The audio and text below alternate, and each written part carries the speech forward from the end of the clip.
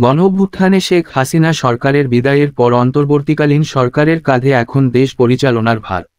চারদিকে পরিবর্তনের যে আওয়াজ উঠেছে তা ঢেউ তুলেছে দেশের ক্রিকেটাঙ্গনে।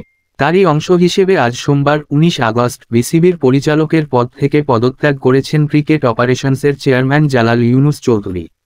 পদত্যাগ করার কথা বিসিবির সভাপতি নাজমুল হাসান পাপনেরও। এমন অবস্থায় জাতীয় দলের প্রধান কোচ চন্ডিকা হাথুরুসিংহের ভবিষ্যৎ নিয়েও তৈরি হয়েছে অনিশ্চয়তা। ২ টেস্টের সিরিজ খেলতে এই মুহূর্তে জাতীয় দল আছে পাকিস্তান সফরে। আগামী বুধবার ২১ আগস্ট রাওয়ালপিন্ডিতে সিরিজের প্রথম টেস্ট মাঠে গড়াবে। পাকিস্তানে দলের সঙ্গেই আছেন কোচ চন্ডিকা হাথুরুসিংহে। সিরিজ মাঠে গড়ানোর আগে আজ সোমবার সংবাদ সম্মেলনে উপস্থিত হয়েছিলেন হাথুরুসিংহে। সেখানে দল নিয়ে কথা বলার পাশাপাশি নিজের ভবিষ্যৎ নিয়েও কথা বলেছেন এই লঙ্কান কোচ। হাথুরুসিংহে বলেন, আমার কোনো ধারণা নেই বাংলাদেশে ক্রিকেট বোর্ডে কি চলছে। আমার ভবিষ্যতের কথা বললে, যত দিন পর্যন্ত চুক্তির মেয়াদ আছে আমি দায়িত্ব পালনের দিকে তাকিয়ে আছি।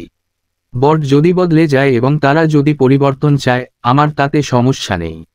তারা যদি আমাকে চালিয়ে নিতে বলে, আমাকে নিয়ে খুশি থাকে, আমিও খুশি মনে দায়িত্ব পালন করব। বাংলাদেশের ছাত্রদের আন্দোলনে নিহতদের প্রতি প্রার্থনা ও ভালোবাসা প্রকাশ করেন হাথুরুসিংহে। তাদের আশা পূরণ হবে বলে আশা প্রকাশ করেন তিনি। হাথুরু বলেন, যাদের কাছের মানুষজন মারা গেছে তাদের পরিবারের জন্য আমার দোয়া ও ভালোবাসা। খুবই কঠিন ছিল এটি। আমি আশা করি শিক্ষার্থীদের প্রশ্নগুলোর উত্তর আসবে।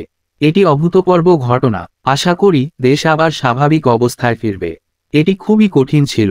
বাংলাদেশের মানুষ ক্রিকেট ভালোবাসে। পাকিস্তান সিরিজে ভালো করে দেশের মানুষকে আনন্দের জোয়ারে ভাসাতে চান এই লঙ্কান কোচ। অবশ্যই জাতীয় দলের সামনে সুযোগ দেশের মানুষকে আনন্দের উপলক্ষ এনে দেয়ার।